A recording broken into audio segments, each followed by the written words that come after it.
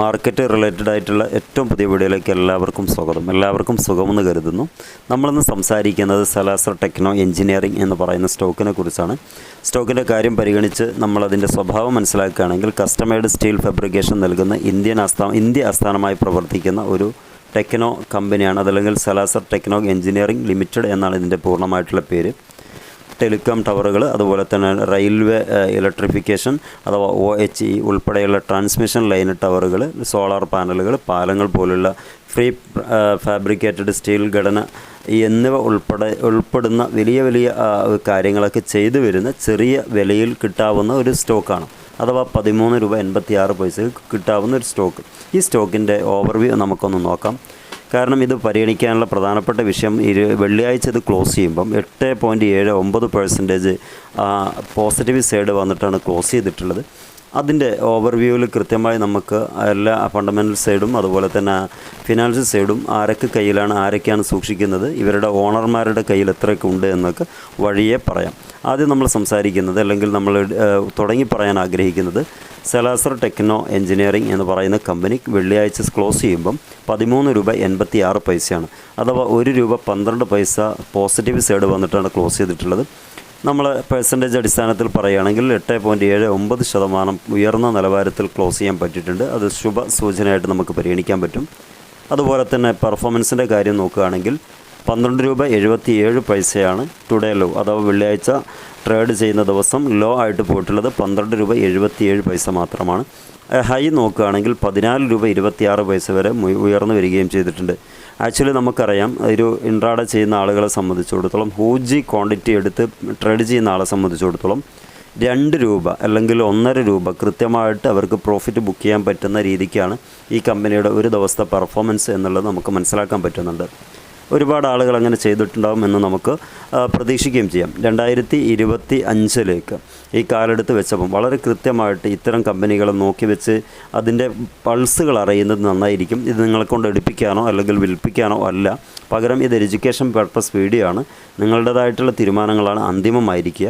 കാരണം നമ്മുടെ ഓപ്പർച്യൂണിറ്റികൾ കാത്തിരുന്ന് നമ്മൾ സാവകാശം നോക്കിയും കണ്ടും ചെയ്യുകയാണെങ്കിൽ ഷെയർ മാർക്കറ്റിൽ അത്യാവശ്യം പ്രോഫിറ്റ് ഉണ്ടാക്കാൻ പറ്റും. നമുക്ക് വിഷയത്തിലേക്ക് വരാം. 52 വീക്ക് ലോ കണ്ടിട്ടുള്ളത് 12 രൂപ 60 പൈസയും 52 വീക്ക് ഹൈ പോയിട്ടുള്ളത് 33 രൂപ 95 പൈസയിലേക്കും എത്തിയിട്ടുണ്ട്.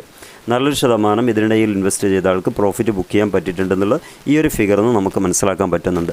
അതോടൊപ്പം ഫണ്ടമെൻ്റൽസ് നമ്മൾ നോക്കുകയാണെങ്കിൽ മാർക്കറ്റ് ക്യാപിറ്റലൈസേഷൻ 2402 കോടി രൂപയാണ് കമ്പനിക്കുള്ളത്. PE റേഷ്യോ TTM ബേസിലിട്ട് പറയുകയാണെങ്കിൽ നിങ്ങളൊക്കെ കാണുന്നത് പോലെ 44.87, PB ratio 3.42, industry PE ratio 24.75 കാണുന്നത്. ഡെപ്റ്റ് ടു ഇക്വിറ്റി 0.53, ROE 7.65% ഉണ്ട്. അഥവാ 13 രൂപക്ക് വാങ്ങിക്കുന്ന ഒരു സ്റ്റോക്കിന് ROE 7 രൂപ 7.65% ഉണ്ടാകുക എന്ന് പറയുന്നത് നന്നേ ചെറുതല്ല എന്ന് നമുക്ക് മനസ്സിലാക്കാൻ പറ്റും. EPS TTM ബേസ് ചെയ്തിട്ട് നോക്കുകയാണെങ്കിൽ 0.31, ഡിവിഡൻഡ് ഈൽഡ് 0, ബുക്ക് വാല്യൂ 4.07, അതുപോലെ ഫേസ് വാല്യൂ വരുന്നത് 1 രൂപയുമാണ്. ഇനി നമ്മൾ നോക്കുന്നത് ഫിനാൻഷ്യൽ സൈഡിലെ റവന്യൂയുടെ ത്രൈമാസ കണക്കുകളാണ്. നിങ്ങൾ ഇപ്പോൾ ഈ ചാർട്ട് കാണുന്നത് പോലെ 2023 September quarter to 2024 September quarter വരെ 5 ലെഗ്സുകൾ നമുക്ക് കാണുന്നുണ്ട്. അതിൽ ആദ്യത്തേത് 2023 സെപ്റ്റംബർ ക്വാർട്ടറാണ്. 276 കോടി രൂപയാണ് കമ്പനിക്ക് ആ സമയത്ത് റവന്യൂ ഉണ്ടായിരുന്നത്. നെക്സ്റ്റ് 2023 ഡിസംബർ ക്വാർട്ടർ ക്ലോസ് ചെയ്യുമ്പം 304 കോടി രൂപയായിട്ട് റവന്യൂയുടെ കാര്യത്തിൽ കമ്പനിക്ക് ഉയർത്തിക്കൊണ്ടുവരാൻ പറ്റിയിട്ടുണ്ട്. അത് നല്ലൊരു പോസിറ്റീവായിട്ടുള്ള ഒരു കാര്യം തന്നെയാണ്. 2024 മാർച്ച് മാസം ക്ലോസ് ചെയ്യുമ്പോൾ, അഥവാ മാർച്ച് പാദം ക്ലോസ് ചെയ്യുമ്പം അതിൽ നിന്നെല്ലാം ഒരു പിടി മുകളിലോട്ട് വന്നിട്ട് 370 കോടി രൂപയിലേക്ക് കമ്പനിയുടെ റവന്യൂ ഇൻക്രീസ് ആയിട്ടുണ്ട്. പക്ഷേ 2024 ജൂൺ മാസത്തിലേക്ക് വരുമ്പോൾ അല്പം താഴോട്ട് പോയിട്ട് 295 കോടി രൂപയിലാണ് റവന്യൂ നിൽക്കുന്നത്. 2024 സെപ്റ്റംബർ ക്വാർട്ടറിലേക്ക് എത്തുമ്പം അല്പം കൂടി താഴേക്ക് പോയിട്ടുണ്ട്, 283 കോടി രൂപയാണ്. ഇതാണ് ഒരു ക്വാർട്ടർലി ബേസ് ചെയ്തിട്ട് റവന്യൂയുടെ കാര്യം പരിഗണിക്കുമ്പം. പക്ഷേ നമുക്ക് പ്രതീക്ഷ നൽകുന്ന ഒരു ചാർട്ടാണ് നിങ്ങൾക്ക് മുമ്പിൽ ഇപ്പോൾ കാണുന്ന ഇയർലി ബേസ് ചെയ്തിട്ടുള്ള റവന്യൂയുടെ കണക്കുകൾ. 2020, 21, 22, 23, 24 വർഷത്തിൽ ഒരു സ്റ്റെപ്പ് ബൈ സ്റ്റെപ്പായിട്ടുള്ള ഒരു ഇൻക്രീസ് നമുക്ക് ഈ ഒരു ലെഗ്സുകൾ കാണാൻ പറ്റുന്നുണ്ട്.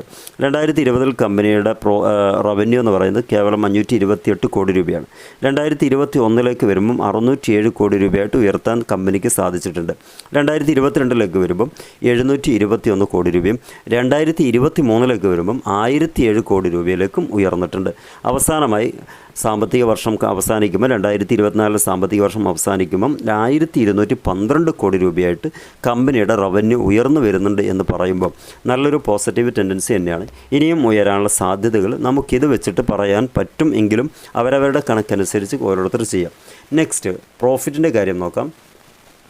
ഇയർലി ബേസ് ചെയ്തിട്ടും അതുപോലെ തന്നെ ക്വാർട്ടർലി ബേസ് ചെയ്തിട്ടും നോക്കുകയാണെങ്കിൽ ക്വാർട്ടർലി ബേസ് ചെയ്തിട്ട് പ്രോഫിറ്റിൻ്റെ കാര്യം സെപ്റ്റംബർ 2023 ക്വാർട്ടർ ടു 2024 സെപ്റ്റംബർ ക്വാർട്ടറിലേക്ക് നമ്മൾ എടുക്കുമ്പം 2023 സെപ്റ്റംബർ ക്വാർട്ടറിൽ 9.05 കോടി രൂപയും 2023 16.76 കോടി രൂപയായിട്ട് ഉയർത്താനും പ്രോഫിറ്റിനെ ഉയർത്താനും കമ്പനിക്ക് സാധിച്ചിട്ടുണ്ട്.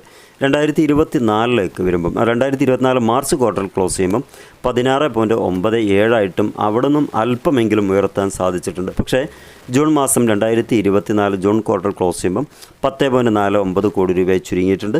2024 സെപ്റ്റംബർ ക്വാർട്ടറിലേക്ക് വരുമ്പം 9.68 വീണ്ടും താഴേക്ക് പോയിട്ടുണ്ട് എന്നുള്ളത് കാണാൻ പറ്റും.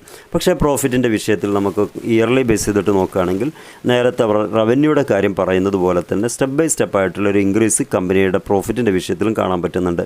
2020-24 വരെയുള്ള കണക്കുകൾ 5 വർഷത്തെ കണക്കുകളാണ് നമ്മളിപ്പോൾ കാണുന്നത്. 2020 22.38 കോടി രൂപയും 2021 29.90 കോടി രൂപയും 2022 31.46 കോടി രൂപയായിട്ട് ഉയർന്നിട്ടുണ്ട്. 2023 വരുമ്പം ഒന്നുകൂടി നന്നായിട്ടുള്ളൊരു പെർഫോമൻസ് പ്രോഫിറ്റിൽ ബുക്ക് ചെയ്യാൻ പറ്റിയിട്ടുണ്ട്.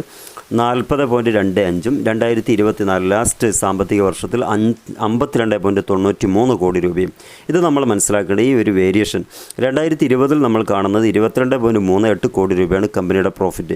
2024 എത്തുമ്പം 52.93 കോടി രൂപയായിട്ട് കമ്പനിക്ക് പ്രോഫിറ്റിനെ ഉയർത്തിക്കൊണ്ടുവരാൻ പറ്റുന്നുണ്ടെങ്കിൽ നല്ല രീതിക്ക് ഈ കമ്പനി മുന്നോട്ട് പോകണം അല്ലെങ്കിൽ പോകാൻ ആഗ്രഹിക്കുന്നുണ്ട് എന്നുള്ള രൂപത്തിലുള്ള ഒരു ഓണർഷിപ്പ് അവർക്കിടെ അല്ലെങ്കിൽ മാനേജ്മെൻറ്റ് സിസ്റ്റം ഈ കമ്പനിക്കുണ്ട് എന്നുള്ളത് മനസ്സിലാക്കാൻ ഒരു ചെറിയൊരു സൂചനയായിട്ട് നമുക്കിതിനെ പരിഗണിക്കാൻ പറ്റും. നെക്സ്റ്റ് നെറ്റ്വർത്തിൻ്റെ കാര്യം. നെറ്റ്വർത്ത് ഇയർലി നോക്കുകയാണെങ്കിൽ 5 വർഷത്തെ കണക്കുകളാണ് നമുക്ക് മുമ്പിലുള്ളത്. 2020 കമ്പനിക്ക് 207 കോടി രൂപയാണ്. 2021 253 കോടി രൂപയാണ് കമ്പനിയുടെ നെറ്റ്വർത്ത്. 2022 എത്തുമ്പം 282 കോടി രൂപയായി കമ്പനിയുടെ നെറ്റ്വർത്ത് ഉയർത്താൻ കമ്പനിക്ക് സാധിച്ചിട്ടുണ്ട്. അതിൽ നിന്ന് നല്ലൊരു ബൂമിങ് 2023 ഒരു കാലഘട്ടത്തിൽ നല്ലൊരു ബൂമിങ് കമ്പനിക്ക് നടത്താൻ പറ്റി. 401 കോടി രൂപയായി ഉയർത്തി. 2024 വരുമ്പോൾ 451 കോടി രൂപയായിട്ടും കമ്പനിയുടെ നെറ്റ്വർത്ത് നമുക്ക് കാണാൻ പറ്റുന്നുണ്ട്. ഇതാണ് ഈ കമ്പനിയുടെ ഒരു ഓവർവ്യൂ. ഇനി നമുക്ക് നോക്കാനുള്ളത് അവസാനമായിട്ട് ഷെയർ ഹോൾഡിംഗ് പാറ്റേൺ ആണ്. ഷെയർ ഹോൾഡിംഗ് പാറ്റേൺ എന്ന് പറയുമ്പോൾ പ്രൊമോട്ടേഴ്സ്, റിറ്റെയിൽസ് ആൻഡ് ഫോറിൻ എക്സെട്ര ആരുടെയൊക്കെ കയ്യിലാണ് ഇപ്പോൾ നിലവിൽ ഉള്ളത് നോക്കാം. പ്രൊമോട്ടേഴ്സിൻ്റെ കയ്യിൽ തന്നെയാണ് ടോപ്പായിട്ട് ഇരിക്കുന്നത് 54.95%. ഇത് നല്ലൊരു പെർസെൻറ്റേജ് നമുക്കൊരു പ്രതീക്ഷ തരുന്നുണ്ട് എന്നുള്ളതാണ്. കാരണം 50% മുകളിൽ അതാത് കമ്പനിയുടെ ആളുകൾ തന്നെ സൂക്ഷിക്കുന്നുണ്ട് എന്നുണ്ടെങ്കിൽ അതൊരു നല്ലൊരു സാധ്യത കമ്പനിക്കുണ്ട് എന്നറിയിക്കുന്ന ഒരു ചെറിയൊരു സൂചനയാണ്. നെക്സ്റ്റ് റിറ്റെയിൽ ആൻഡ് അതേഴ്സിൻ്റെ കയ്യിലാണ് തൊട്ട് താഴെയുള്ളത് 38.56%. ഫോറിൻ ഇൻസ്റ്റിറ്റ്യൂഷൻ്റെ കയ്യിലും മാന്യമായിട്ടുള്ള ഒരു ഫിഗർ കാണുന്നുണ്ട്. അത് 6.48 കാണിക്കുന്നത്. അത് നല്ല രീതിക്ക് മുന്നോട്ട് പോകുന്ന ഒരു കമ്പനിയുടെ കാര്യമാണെന്നുള്ളത് നമുക്ക് കൃത്യമായിട്ട് ഇത് വെച്ചിട്ട് ഒന്ന് അനലൈസ് ചെയ്യുമ്പോൾ പറയാൻ പറ്റും. ഇതൊക്കെ ഇങ്ങനെയൊക്കെ ആണെങ്കിൽ പോലും നമ്മൾ മനസ്സിലാക്കേണ്ടത് കമ്പനി ഇനി എങ്ങോട്ട് എന്നുള്ള ഒരു വേണ്ടു വിചാരം നമ്മളെ സംബന്ധിച്ചോളം ഉണ്ടാകണം. നല്ലൊരു സ്റ്റോക്കാണെന്ന് ഞാൻ എടുത്തു പറയുന്നില്ല. പക്ഷേ നമ്മൾ ഓരോരുത്തരും അനലൈസ് ചെയ്യുക. ശേഷം നിങ്ങളുടെ അഭിപ്രായങ്ങൾക്ക് ശേഷം കൃത്യമായ ഒരു ഡിസ്കസ് ചെയ്തതിന് ശേഷം ഒരു ഡിസിഷൻ മേക്ക് ചെയ്യുക.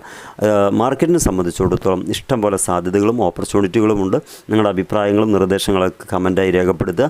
മറ്റൊരു വീഡിയോയിൽ വീണ്ടും കാണാം. എല്ലാവർക്കും ലാഭകരമായിട്ടുള്ള ശുഭകരമായിട്ടുള്ള ട്രേഡിംഗ് ദിനങ്ങൾ ആശംസിക്കുന്നു. Wish you all the best. Good bye.